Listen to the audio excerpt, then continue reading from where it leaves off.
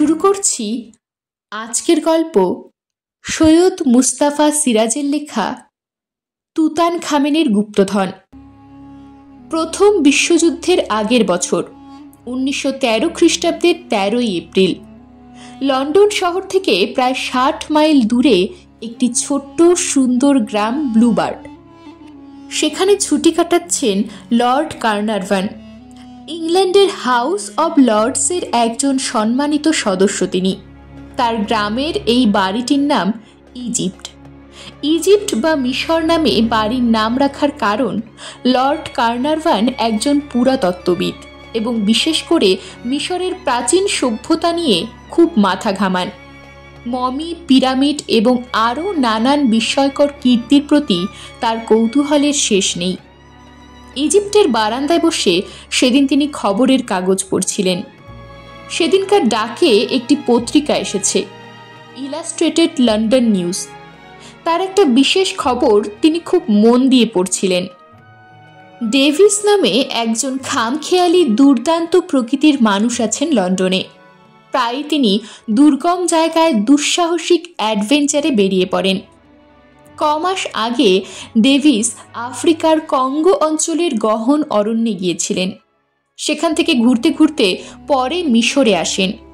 মিশরে এসে সম্প্রতি তিনি প্রাচীন কিছু জিনিস দৈবাত কুড়িয়ে পেয়েছিলেন।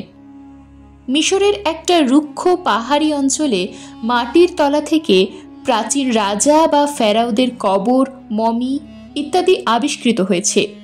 পুরাতাত্ত্বিকরা এই অঞ্চলের নাম দিয়েছেন ভ্যালি অব দি কিংস, অর্থাৎ রাজা রাজরার উপত্যকা। এই উপত্যকায় ঘুরতে ঘুরতে ডেভিস হঠাৎ একটা ধসে পড়া টিলার ফাটলে কয়েকটা হাড়ি দেখতে পান।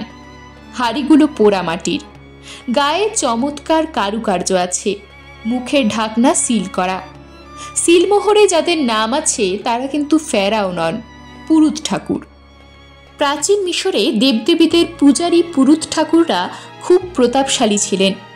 ফেরাও তাদের পরামর্শেই চলতেন। ডেভিসের কুড়িয়ে পাওয়া হাড়িতে যাদের সিলমোহর আছে তারা তুতানখামেন নামে এক রাজার পুরুত। এই তুতানখামেন নামটা থাকায় লন্ডনের পণ্ডিত মহলে হইচই পড়ে গেছে। তুতানখামেন ছিলেন বয়সে কিশোর এক ফেরাও। সিংহাসনে বসার পর মাত্র কিছুদিনের মধ্যেই তিনি মারা যান। পুরনো আমলের গ্রিক পণ্ডিতদের পুঁথিতে তার কথা জানা গিয়েছিল। তাছাড়া ওই রাজরাজরার উপত্যকায় প্রাচীন ফেরাও যুগের যেসব ফলক পাওয়া গিয়েছিল তাতে তার উল্লেখ ছিল। কিন্তু ওই উপত্যকা তন্ন তন্ন করে খুঁজে তার কবর বা মমি পাওয়া যায়নি। অমন তন্ন তন্ন করে খোঁজার একটা কারণ ছিল। গ্রিক পণ্ডিতদের লেখায় তো বটেই, সেই পুরনো ফলকেও স্পষ্ট করে উল্লেখ ছিল তুতানখামেনের মৃত্যুর পর তার মৃতদেহ সে আমলের প্রথা অনুসারে মমি করা হয় এবং মমির সঙ্গে সমাধিকক্ষে অজস্র মণি, মুক্তা, হীরা জহরত রাখা হয়। বলা বাহুল্য, এই গুপ্তধনের লোভেই অত খোঁজাখুঁজি। শুধু পুরাতাত্ত্বিক পণ্ডিতরা নন, অনেক ধনলোভী দুর্দান্ত প্রকৃতির মানুষ, এমনকি চোর অকাতরাও রাজা রাজরার উপত্যকা চষে ফেলেছে, কিন্তু তুতানখামেনের কবরের কোনো হদিশ পায়নি কেউ। শুধু পুরাতাত্ত্বিক পণ্ডিতরা নন, অনেক ধনলোভী দুর্দান্ত প্রকৃতির মানুষ, এমনকি চোর ডাকাতরাও রাজরাজরার উপত্যকা চষে ফেলেছে, কিন্তু তুতানখামেনের কবরের কোনো হদিশ পায়নি কেউ। শেষে সবাই ধরে নিয়েছিল তুতানখামেন নামে কোনো ফেরাও ছিলেনই না, ওটা স্রেফ বানানো গল্প। কিন্তু ডেভিসের পাওয়া হাড়িতে তুতানখামেনের পুরুত্বের সিলমোহর পাওয়া গেল এতদিনে। তাহলে বোঝা যাচ্ছে সত্যি ওই নামে একজন ফেরাও ছিলেন। তার চেয়ে বড় কথা, হাড়িগুলোর সিল ভেঙে ঢাকনা খোলা হয়েছে লন্ডন জাদুঘরে। ডেভিস ওগুলো জাদুঘরে জমা দিয়েছেন। ইংল্যান্ডের আইনের এই রীতি। পৃথিবীর যেখানেই হোক কোনো ইংরেজ বা ব্রিটিশ সাম্রাজ্যের প্রজা প্রাচীন কোনো জিনিস কুড়িয়ে পেলে কিংবা উদ্ধার বা আবিষ্কার করলে তা জাদুঘরে জমা দিতেই হবে, নয়তো জেল খাটতে হবে। ডেভিস তাই ওগুলো জমা দিতে বাধ্য হয়েছেন। এখন দেখা যাচ্ছে হাড়ির ভেতরে ভাঁজ করা পোশাক রয়েছে।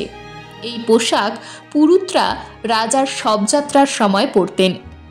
তার মানে তুতানখামেনের মৃত্যুর পর তাকে কবরে নিয়ে যাওয়ার সময় পুরুতরা ওই পোশাক পরেছিলেন। তারপর প্রথামতো সেগুলো খুলে হাঁড়িতে ভরেছিলেন, মুখে সিল এঁটে দিয়েছিলেন। তাহলে নিশ্চয়ই তুতানখামেনের কবরও কোথাও আছে।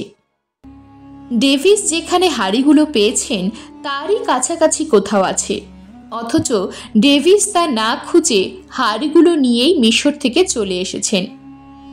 কেন চলে এসেছেন? লন্ডন মিউজিয়ামের অধ্যক্ষ বলেছেন, ডেভিস যখন রাত দুপুরে আমার বাড়িতে এসে আমার ঘুম ভাঙিয়ে ওঠালো, তখন আমি ওর চেহারা দেখে অবাক হলাম।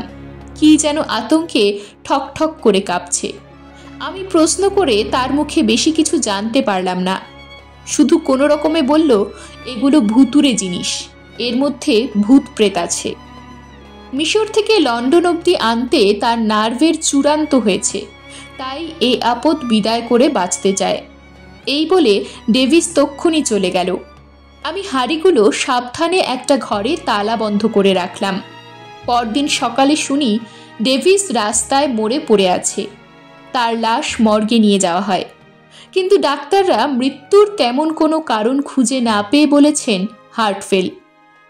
আমার অবাক লাগে, দৈত্যের মতো বলশালী এবং দুঃসাহসী মানুষ ডেভিস, তার বিচিত্র কীর্তিকলাপের কথা কে না জানেন, অথচ সে হঠাৎ হার্ট ফেল করে রাতারাতি মারা পড়ল, এবং আমার কাছ থেকে যাওয়ার পরেই। এর কোনো মাথামুন্ডু খুঁজে পাচ্ছি না। ব্যাপারটা রহস্যময়। পুলিশের গোয়েন্দা দপ্তর স্কটল্যান্ড ইয়ার্ডের লোকেরা অবশ্য তদন্ত করে দেখছে। সাংবাদিকরা অধ্যক্ষকে প্রশ্ন করেন, আচ্ছা স্যার, হাঁড়িগুলো আপনার জিম্মায় আসার পর কোনো অদ্ভুত কিছু ঘটেছে কি? অধ্যক্ষ বলেন, না, ওগুলো আমি যথারীতি পরদিনই জাদুঘরে নিয়ে গিয়ে রেখেছি, কিন্তু সেখানেও কোনো ভুতুরে ব্যাপার ঘটেনি। নানা দেশের সেরা পুরাতাত্ত্বিককে পণ্ডিতদের হাঁড়িগুলো এবং পুরুতদের পোশাক আশাক পরীক্ষা করে দেখতে আমন্ত্রণ জানিয়েছিলাম, তারা এখন এ কাজে ব্যস্ত। লর্ড কার্নারভান ইলাস্ট্রেটেড লন্ডন নিউজের এই বিস্তারিত খবরটা পড়ে উত্তেজিত হয়ে উঠলেন। তুতানখামেন সম্পর্কে জানার জন্যে তার কৌতূহল অনেক দিনের। প্রচুর পুঁথিপত্র হাতড়েছেন, ইউরোপ ও আমেরিকার জাদুঘরে বা পুরাদ্রব্যের সংগ্রহশালায় গিয়ে খোঁজাখুঁজি করেছেন।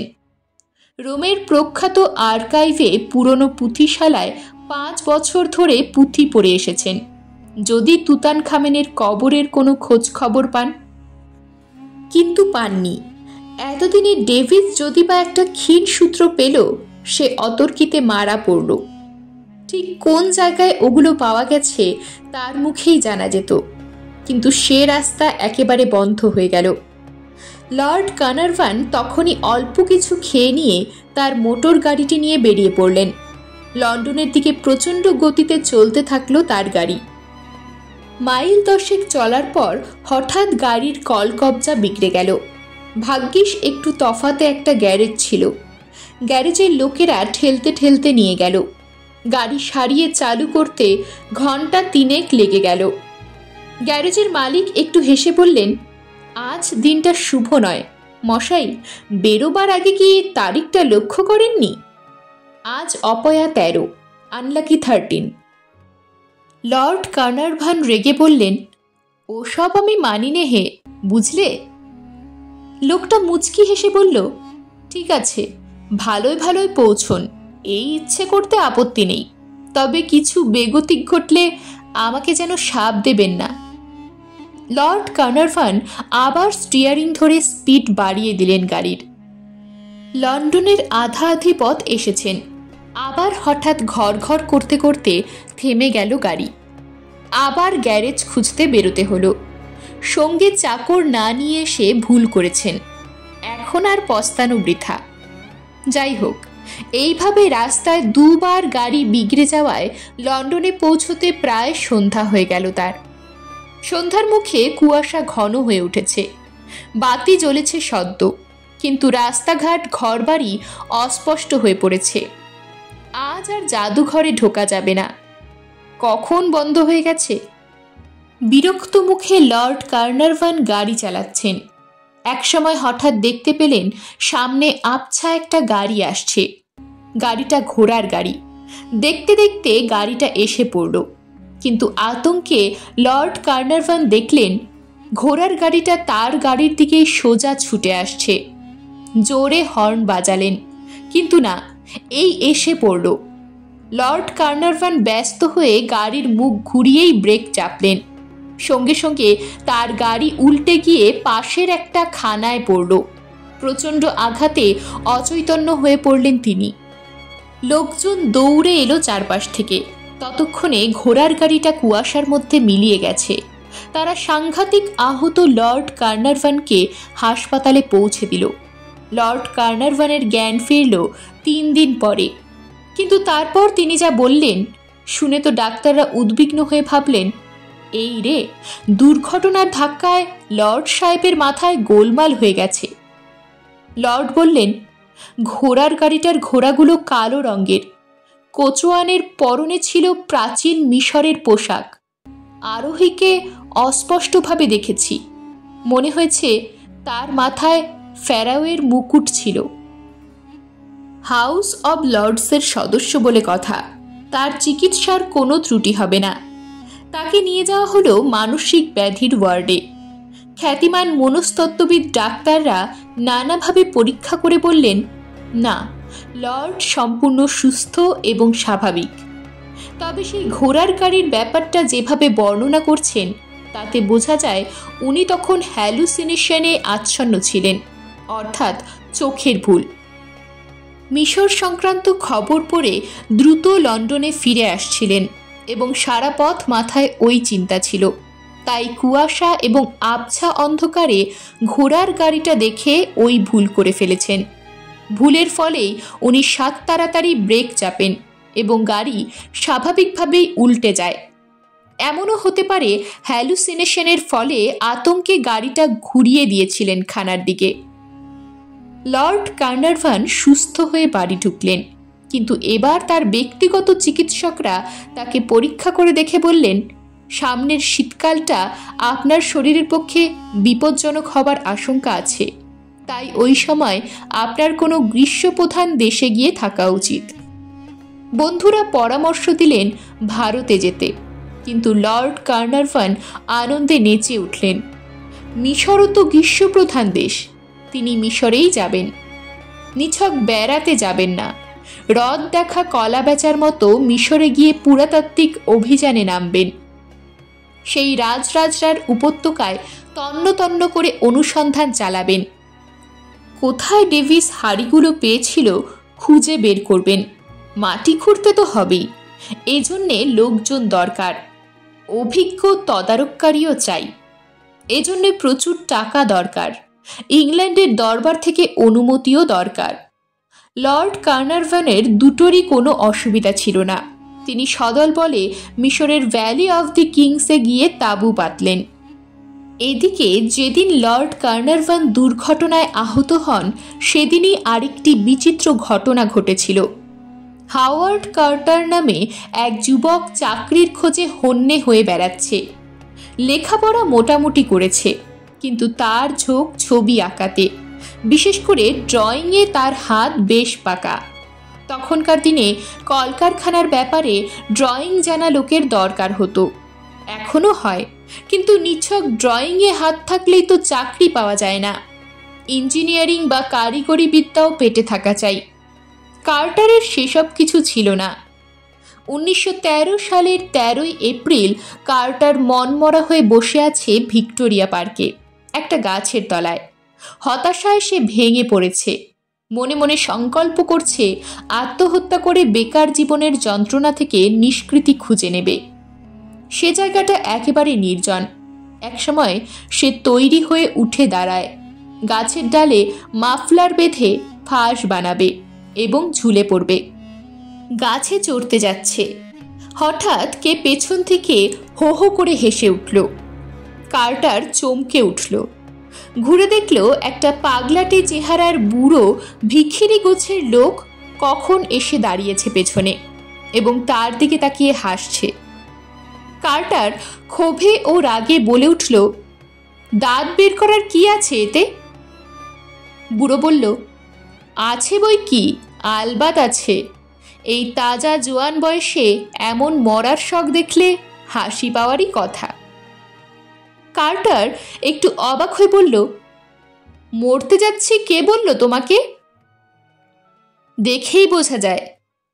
বুড়ো এসে কার্টারের কাঁধে হাত রেখে বলল, শোনো বাছা, তোমাকে একটা ভালো খবর দিই। যে জন্যে মরতে যাচ্ছ তার একটা সুব্যবস্থা হয়ে যাবে। তুমি এক্ষুনি চলে যাও লন্ডন মিউজিয়ামের অধ্যক্ষ মশায়ের কাছে। গিয়ে বলো বেননেস আমাকে পাঠিয়েছেন, আমি ড্রয়িংয়ের কাজটা ভালোই পারি। ব্যাস, দেখবে তোমার চাকরি তো হয়েই যাবে, উপরন্তু এই থেকে তুমি একদিন পৃথিবীর নামী লোক হয়ে উঠবে। যাও, এক্ষুনি চলে যাও। কার্টার হাঁ করে তাকিয়েছিল ওর মুখের দিকে। এসব কথা শুনে সে তো খুবই অবাক। এই লোকটা কেমন করে তার সব কথা জানল? কে? লোকটার পোশাকের দিকে এতক্ষণে চোখ গেল কার্টারের। এমন অদ্ভুত পোশাকও তো সে কোশমিনকালে দেখেনি।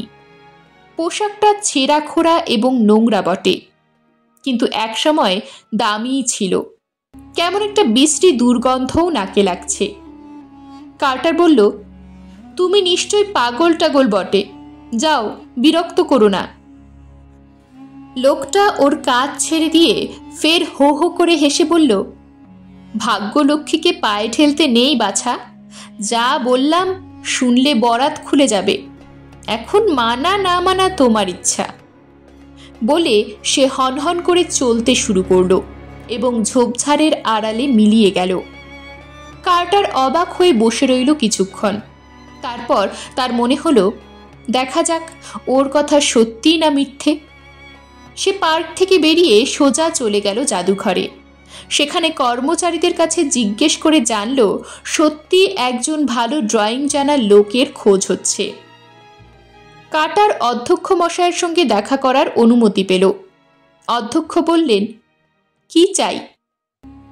বেননেস নামে এক বুড়ো ভদ্রলোক আপনার কাছে আসতে বললেন, তাই এলাম। আপনারা নাকি ড্রয়িং জানা লোক খুঁজছেন? কার্টার জানালো। অধ্যক্ষ ভুরু কুঁচকে বললেন, কে বললে? বেননেস। বেননেস? সে আবার কে? কেমন চেহারা বলো তো? কার্টার তার চেহারা ও পোশাকের মোটামুটি একটা বর্ণনা দিল। ঘরে অধ্যক্ষ এবং আরও জনা 3 ভদ্রলোক ছিলেন। তারা মুখ চাওয়াচাওয়ি করছিলেন। তাদের চোখে মুখে বিস্ময়ের ভাব ফুটে উঠেছে। কার্টার বলল, আপনি কি তাকে চেনেন না স্যার? অধ্যক্ষ একটু হেসে বললেন, তুমি নিশ্চয়ই রসিকতা করছো যুবক। একজন বেননেসকে আমি এবং এই ভদ্র মহোদয়রা চেনেন বটে, কিন্তু সে চেনাও মাত্র দিন 2 আগে। তবে ঘরের 3 জন ভদ্রলোকই হেসে উঠলেন। অধ্যক্ষকে থামতে দেখে কার্টার জিজ্ঞেস করল, তবে কি স্যার? অধ্যক্ষ হঠাৎ টেবিলের সামনে ঝুঁকে ক্রুদ্ধ স্বরে বলে উঠলেন, এ রসিকতার অর্থ কি? কার্টার অপ্রস্তুত হয়ে বলল, আমি রসিকতা করিনি স্যার, সত্যি বলছি। মাত্র কিছুক্ষণ আগে ভিক্টোরিয়া পার্কে ওর সঙ্গে দেখা হলো। ঈশ্বরের দিব্যি। ঘরের একজন ভদ্রলোক এবার বললেন, শোনো ভাই, ব্যাপারটা খুলেই বলি। বেননেস নামে একজন পুরুত ছিলেন 5000 বছর আগে মিশরে। তিনি ছিলেন ফেরাও তুতান খামেনের পুরুত। সম্প্রতি 2 দিন হল ডেভিস নামে এক অভিযাত্রী মিশর থেকে কিছু জিনিস এনেছেন। তার মধ্যে কয়েকটা মাটির হাড়ি আছে। একটা হাড়ির ঢাকায় ওই বেনেসের সিলমোহর আছে এবং ভেতরে আছে তার পোশাক। রাজার শবযাত্রায় বেননেস সেই পোশাক পরেছিলেন। এবার বুঝতে পারছো তো কেন অধ্যক্ষ ক্রুদ্ধ হয়েছেন? কার্টার শিউরে উঠল। সর্বনাশ, তাহলে কি সেই বেননেসের ভূতের সঙ্গে তার পার্কে দেখা হলো? কাঁধে হাত রেখেছিল যেখানে, সেখানটায় এতক্ষণ রক্ত জমে গেছে মনে হলো। এরপর অতি কষ্টে এবং কাঁপতে কাঁপতে সে বলল, দয়া করে আমাকে বেননেসের পোশাকটা একবার দেখাবেন? পোশাক পাশের একটা টেবিলেই ছিল। ওরা 3 জনেই পুরাতাত্ত্বিক, পরীক্ষা করছিলেন এতক্ষণ সেগুলো। কার্টারকে পোশাক দেখিয়ে দিতেই কার্টার অস্ফুট চিৎকার করে অজ্ঞান হয়ে গেল। সমসাময়িক পত্রপত্রিকা ও বইয়ের বিবরণে দেখা যায় কার্টারকে লন্ডন জাদুঘর কর্তৃপক্ষ শেষ পর্যন্ত ড্রয়িংয়ের কাজে নিযুক্ত করেছিলেন। তার কাজটা ছিল এই মিশরের ভ্যালি অব দি কিংসের পাওয়া অজস্র ফলকের চিত্রলিপি পুরাতাত্ত্বিকরা পেন্সিলের স্কেচে নকল করতেন। কার্টার তাতে কালি বুলিয়ে স্পষ্ট করত। তারপর সেগুলো বিভিন্ন দেশের পণ্ডিতদের কাছে পাঠোদ্ধারের জন্য পাঠানো হতো। কার্টারের মনে মিশরের প্রাচীন সভ্যতা সম্পর্কে ক্রমশ তীব্র কৌতূহল জেগে উঠেছিল। তখন সে জাদুঘরে বসেই পড়াশোনায় মন দিল। 1914 সালে প্রথম বিশ্বযুদ্ধ শুরু হলো, চলল 1918 সাল পর্যন্ত। সেই ডামাডোলের মধ্যে 1917 সাল পর্যন্ত 4 বছর ধরে ড্রয়িং বিশারদ কার্টার মেতে রইল পুরনো বই নিয়ে।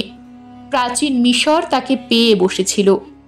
বিশেষ করে পুরুত বেন্নেসের সেই অদ্ভুত আবির্ভাব কার্টারকে রহস্যের গোলকধাঁধায় ঘুরিয়ে মারছিল।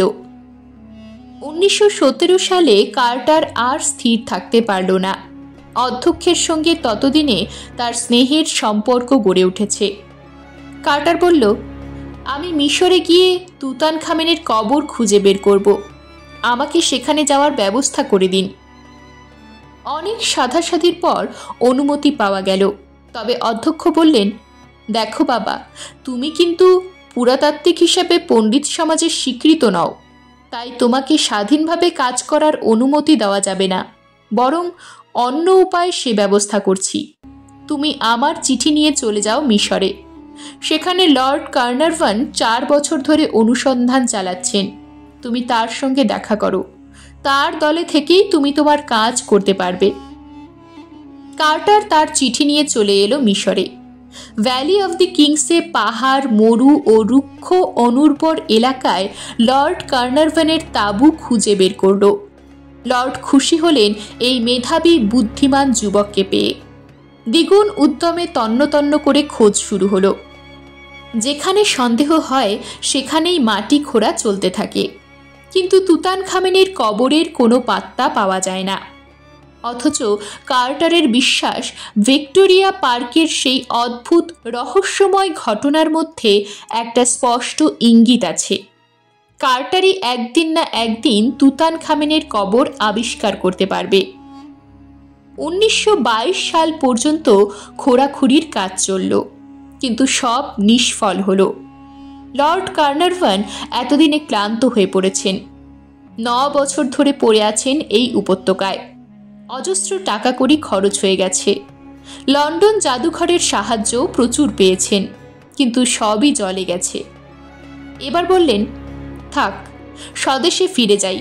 তুতানখামেনের কবর সম্ভবত আর খুঁজে পাওয়া যাবে না। কার্টার বলল, যদি অনুগ্রহ করে আর একটা বছর সময় দেন, আমি কথা দিচ্ছি তুতানখামেনের কবর আমি আবিষ্কার করবই। লর্ড কার্নারভান বিরক্ত হয়ে বললেন, তুমি ফ্যারাওয়ের গুপ্তধনের লোভে পাগল হয়ে উঠেছ দেখছি। না লর্ড, কার্টার মিনতি করে বলল, ধনরত্নের প্রতি একটুও লোভ নেই আমার। আমি একথাও দিচ্ছি, যদি তুতানখামেনের গুপ্তধন আবিষ্কার করতে পারি, তার থেকে এক কণাও আমি নেব না। আমাকে বিশ্বাস করুন। লর্ড কার্নারভান শুনলেন না। পরদিনই চলে যাবেন ঠিক করলেন। জিনিসপত্র বাঁধা ছাদা হয়ে গেছে। ভোরে মোটর গাড়ি, উট আর ঘোড়ার পিঠে সব নিয়ে অনুসন্ধানী দল রওনা দেবে। রাতে কার্টার মনমরা হয়ে ঘুরতে বেরিয়েছিলেন তাঁবু ছেড়ে। জ্যোৎস্না রাত। আনমনে ঘুরতে ঘুরতে কার্টার ফেরাও দ্বিতীয় রামেসিসের কবরের কাছে এসে দাঁড়ালো। জনহীন উপত্যকায় ফিকে জ্যোৎস্না পড়ে আছে।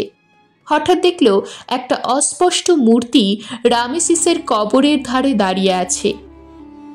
কার্টার বলল, কে ওখানে? অমনি নির্জন নিশুতি রাত কাঁপিয়ে একটা অট্টহাসি শোনা গেল। কার্টার চমকে উঠেছিল। কাঁপতে কাঁপতে বলল, কে হাসছে এমন করে? কে তুমি? জবাব এলো, আমি তোমার প্রাণদাতা, হাসছি তোমার নির্বুদ্ধিতার জন্যে। আমার প্রাণদাতা? তার মানে? ভিক্টোরিয়া পার্কে তোমার সঙ্গে আমার দেখা হয়েছিল, মনে পড়ে না? কার্টার শিউরে ওঠে, কথা জড়িয়ে যায় মুখে। কোনো রকমে বলে, আপনি বেননেস? হ্যাঁ, আমি সেই অভিশপ্ত কিশোর ফেরাও তুতানখামেনের প্রধান পুরোহিত বেননেস। শোনো কার্টার, তুতানখামেন কিশোর বয়সে দুর্বিনীত ছিল বলে তাকে দেবতারা অভিশাপ দিয়েছিলেন। তার আত্মা নরক যন্ত্রণায় হাজার হাজার বছর ধরে কষ্ট পাচ্ছে। তার মুক্তি হতে পারে যদি কোনো জীবিত মানুষ তার নামে আত্মবলি দেয়। আর শোনো, এই পর্যন্ত শুনেই কার্টার অজ্ঞান হয়ে গেল। যখন তার জ্ঞান ফিরল তখন সকাল হয়ে গেছে, সূর্য উঠেছে। সে উঠে বসল, তারপর মনে পড়ল সব কথা। তখনই সেখান থেকে পালাবার জন্যে উঠে দাঁড়ালো। লর্ড কার্নারভানের দল হয়তো রওনা দিয়েছে, কিন্তু সে মুহূর্তে তার চোখ পড়ল রামেসিসের কবরের ৩-৪ হাত দূরে একটা ফাটল দেখা যাচ্ছে, এবং ফাটলের তলায় শক্ত পাথরের একটা ধাপ।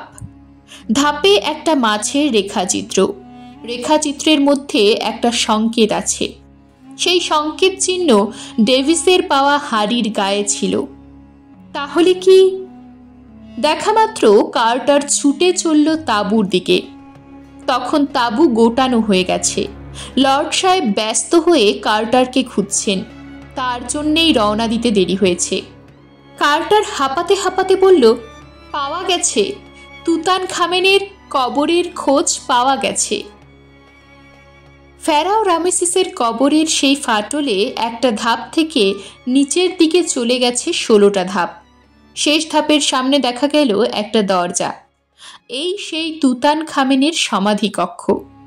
যুগ যুগ ধরে এই সমাধিকক্ষের গুপ্তধনের কিংবদন্তি প্রচলিত। তুতানখামেনের মৃত্যুর পর নাকি প্রাসাদের সব ধনরত্ন মণিমাণিক্য তার মমির সঙ্গে এখানে এনে রাখা হয়েছিল। কেন? এর জবাবও পাওয়া যায় একটি ফলকে।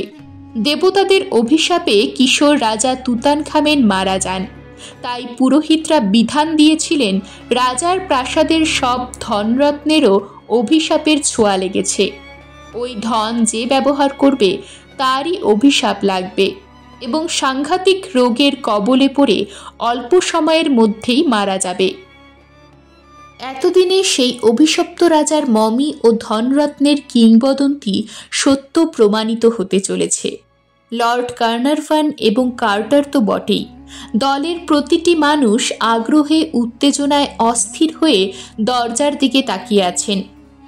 অবশেষে দরজা কিভাবে খোলা যায় পরীক্ষা করছিল কার্টার। হঠাৎ সে চমকে উঠে বলল, লর্ড, এই দরজা মনে হচ্ছে কোনো এক সময় ভাঙা হয়েছিল যেন। লর্ড কার্নারভান বিস্মিত হয়ে বললেন, সে কি? হ্যাঁ লর্ড, এই দেখুন, দরজার সিলমোহরগুলো দুভাগ হয়ে আছে এবং কেউ সেই ভাঙা জায়গাটা আবার জোড়া দেওয়ার চেষ্টা করেছে। তাছাড়া কপাটের জোরের দিকটা লক্ষ্য করুন, চির খেয়ে আছে জায়গায়। লর্ড কার্নারভান পরীক্ষা করে দেখে বললেন, তাই মনে হচ্ছে কার্টার, কিন্তু তাই যদি হয় তাহলে ভেতরে নিশ্চয়ই আর এক তিল সোনাদানা তো নেই, এমনকি মমিটা আছে কিনা তাও সন্দেহ। কার্টার চিন্তিত মুখে বলল, তাহলে দরজা ভেঙে দেখা যাক কি হয়েছে। লর্ড কার্নারভান বললেন, কিন্তু সত্যি যদি ভেতরে কিছু না থাকে তাহলে শেষ পর্যন্ত বিশ্বের পুরাতাত্ত্বিকরা, এমনকি লন্ডনের জাদুঘর কর্তৃপক্ষ ভাবতে পারেন আসলে হয়তো আমরাই সব গুপ্তধন মেরে দিয়েছি এবং মিথ্যা করে রটাচ্ছি যে কারা আমাদের আগেই দরজা ভেঙে ভেতরে ঢুকেছিল, তাই না কার্টার? কার্টার ভেবে দেখে বলল, হ্যাঁ, তাও তো বটে। কার্টার, ব্রিটিশ আইন অনুসারে তুতানখামেনের সবকিছুই ব্রিটিশ সাম্রাজ্যের রাজকীয় সম্পত্তি বলে গণ্য হবে। অতএব আমাদের মিথ্যা বদনামের ভাগী হওয়া উচিত নয়, বরং আমরা লন্ডন জাদুঘর কর্তৃপক্ষকে খবর পাঠাই, তাদের বিশেষজ্ঞ দলটি এসে আগে দেখুন সত্যি দরজা অনেক আগে ভাঙা হয়েছিল কিনা। তারপর তাদের সামনেই আমরা দরজা ভেঙে ভেতরে ঢুকব এবং দেখব কি আছে। এমনটি হলে কেউ আমাদের চোর বদনাম দিতে পারবে না। কার্টার সায় দিয়ে বলল, ঠিক বলেছেন লর্ড, আজই টেলিগ্রাম করার ব্যবস্থা করি। লোক পাঠানো হলো কায়রো শহরে। সেখান থেকে টেলিগ্রাম গেল, আর তুতানখামেনের সমাধিকক্ষের দরজায় পাহারার ব্যবস্থা হলো। লর্ড কার্নারভান এবং কার্টার তো সজাগ রইলেনই, পালাক্রমে রাত জেগে প্রহরীদের দিকেও লক্ষ্য রাখলেন দুজনে। চতুর্থ রাত্রে এক সাংঘাতিক ঘটনা ঘটল। শেষ রাত্রে ছিল লর্ড কার্নারভানের পাহারার পালা। কার্টারকে জাগিয়ে দিয়ে তিনি তাঁবুতে শুতে গেলেন। রামেসিসের কবরের কাছে তাঁবু। লর্ড চলে যাওয়ার কিছুক্ষণ পরে কার্টার যেন একটা আর্তনাদ শুনল কোথাও। একজন প্রহরীকে পাঠালো ব্যাপারটা অনুসন্ধান করতে। একটু পরে সে দৌড়ে এসে হাঁপাতে হাঁপাতে বলল, লর্ড সাহেব পড়ে আছেন রামেসিসের কবরের উপরে। সেই শেষ রাত্রে হইচই পড়ে গেল। লর্ড সাহেবের শরীরে কোথাও ক্ষতচিহ্ন নেই, কিন্তু তিনি মারা পড়েছেন। মুখের কষায় গ্যাজলার সঙ্গে রক্ত আছে, নাকেও কয়েক ফোঁটা টাটকা রক্ত। লর্ড কার্নারভানের মৃতদেহ কায়রো শহরের মর্গে পাঠানো হয়েছিল। সব ব্যবচ্ছেদ করে ডাক্তাররা মৃত্যুর কোনো কারণ খুঁজে পাননি। রিপোর্টে শুধু লিখেছেন হার্টফেল। সম্ভবত আকস্মিকভাবে ভয় পেয়ে কিংবা উত্তেজিত হয়েই হার্টফেল করে মারা পড়েছেন। অবশ্য তার বয়স হয়েছিল, তার উপর 10 বছর ধরে এইরকম একটা পাণ্ডববর্জিত জায়গায় কাটানো। স্নানাহার নিয়মিত ছিল না। নার্ভের ওপর দিনের পর দিন 10 বছর ধরে তীব্র চাপ পড়েছিল। মানসিক অবস্থা ও স্বাস্থ্য দুই বিচার করে বলা যায় হার্টফেল হওয়াটা অস্বাভাবিক নয়। 7 দিন পরে লন্ডন থেকে বিশেষজ্ঞরা এসে পড়লেন। সবাই দুধে পুরাতাত্ত্বিক পণ্ডিত এবং প্রাচীন জিনিস সম্পর্কে প্রত্যেকেরই অসাধারণ জ্ঞান। ভরা সমাধিকক্ষের দরজা পরীক্ষা করে বললেন, হ্যাঁ, কয়েকশো বছর আগে কেউ বা কারা এই দরজা ভেঙে ভেতরে ঢুকেছিল, বেরিয়ে এসে আবার দরজা আগের মতো আটকাবার চেষ্টা করেছে। সিলমোহরগুলো জোড়াতারা দিয়ে সেটে দিয়েছে। ডাকাত ছাড়া কে হতে পারে তারা? বিশেষজ্ঞদের সঙ্গে নানা দেশের কিছু সাংবাদিক ও ফটোগ্রাফারও এসেছিলেন। অনেক ছবি তোলা হলো দরজার। রেকর্ড হিসেবে এ ছবির দাম আছে। দরজা ভেঙে ফেলা হলো। ভেতর থেকে ভ্যাপসা গন্ধ বেরিয়ে এলো প্রথমে, তারপর ক্রমশ একটা মিঠে গন্ধ ছড়ালো, বাসি ফুল কিংবা পুরনো আতরের গন্ধের মতো। ভেতরে ঘন অন্ধকার থমথম করছে দিন দুপুরে। পেট্রোম্যাক্স বাতি জেলে বিশেষজ্ঞরা ভেতরে ঢুকলেন। তারপর হতবাক হয়ে দাঁড়িয়ে রইলেন।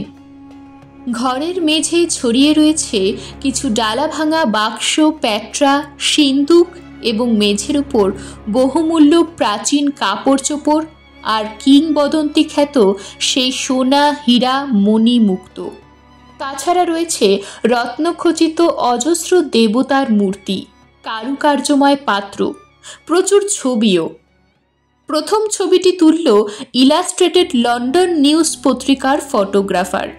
সেই ছবি কদিন পরে ওই পত্রিকায় ছাপা হয়েছিল। আজও তা বিভিন্ন বইপত্তরে দেখতে পাওয়া যায়। বিস্ময়ের ঘোর কাটলে বিশেষজ্ঞরা পরীক্ষা করে বললেন, ডাকাতরা সব ধনরত্ন নিয়ে পালাবার মুখে হঠাৎ কোনো কারণে সব ফেলে পালিয়ে গেছে এবং বাইরের দরজাটাও আটকে দিতে বাধ্য হয়েছে। এমনকি ভাঙা সিলমোহরও জোড়া দিয়েছে। আমরা তো সেটা দেখেই এসেছি। কিন্তু প্রশ্ন হচ্ছে কেন তারা এমন করে সব ফেলে পালালো? কার্টার বলল, আমার ধারণা ওরা সম্ভবত প্রচণ্ড ভয় পেয়েছিল। একজন বিশেষজ্ঞ বললেন, কিসের ভয়? কার্টার মাথা নেড়ে বলল, জানি না, কিন্তু আমার মনে হচ্ছে আতঙ্ক ছাড়া এর কোনো ব্যাখ্যা হতে পারে না। যেন তারা কোনো অশরীরী আত্মার বিভীষিকা দেখে পালিয়ে গিয়েছিল এই ঘর থেকে। এ ঘরে তুতানখামেনের মমি নেই, সামনে একটা ছোট্ট দরজা দেখা যাচ্ছিল। সেই দরজাটা কিন্তু অক্ষত। তার জোরে তুতানখামেনের সাংকেতিক চিহ্ন আঁকা সিলমোহর। ভাঙা হলো সেটা। ভেতরে ঘুপচি একটা ঘর। ঘরের মধ্যিখানে কফিন দেখা গেল। কফিনের ভেতর তুতানখামেনের মমি। অভিশপ্ত বালক রাজা ঘুমিয়ে আছেন অনন্ত ঘুমে। কফিনের ঢাকনাটা সোনার পাতে তৈরি। সে বাজারে তার দাম হিসেব করা হয়েছিল 50,000 পাউন্ড। টাকার হিসেবে সে যুগেই লক্ষাধিক টাকা। এই দ্বিতীয় ঘরেও পোড়ামাটির পাত্রে অজস্র মণিমুক্ত ভরা। সিলমোহর ভেঙে সব গুণে তালিকা তৈরি হলো। দুই ঘরে যে ধনরত্ন পাওয়া গেল, কার্টার তার একটা মোটামুটি তালিকা করেছিল। এখনও সেই তালিকা আছে লন্ডন জাদুঘরে। কিন্তু তালিকার ধনরত্ন সে কথা পরে বলছি। তুতানখামেনের মমি এবং গুপ্তধনের আবিষ্কারের খবর ছড়িয়ে পড়ল সারা বিশ্বে। ব্রিটিশ সেনাবাহিনী পাঠানো হলো রাজরাজরার উপত্যকায় পাহারা দিতে। গুপ্তধন নিয়ে যাওয়া হবে লন্ডনে। কিন্তু সেসব কাণ্ডের আগে ঘটল বিচিত্র সব ঘটনা। বিশেষজ্ঞদের মধ্যে পরস্পর তীব্র কলহ বেঁধে গেল।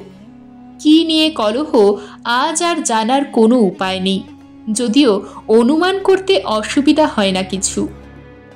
পরস্পরের মধ্যে কলহের পরিণামে কেউ কেউ খুনও হয়ে গেলেন।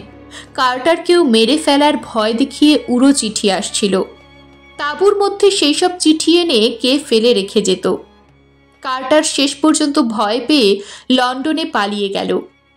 একটা ব্যাপার আজ করা যায়, গুপ্তধনের লোভেই যেন এসব কাণ্ড হচ্ছিল।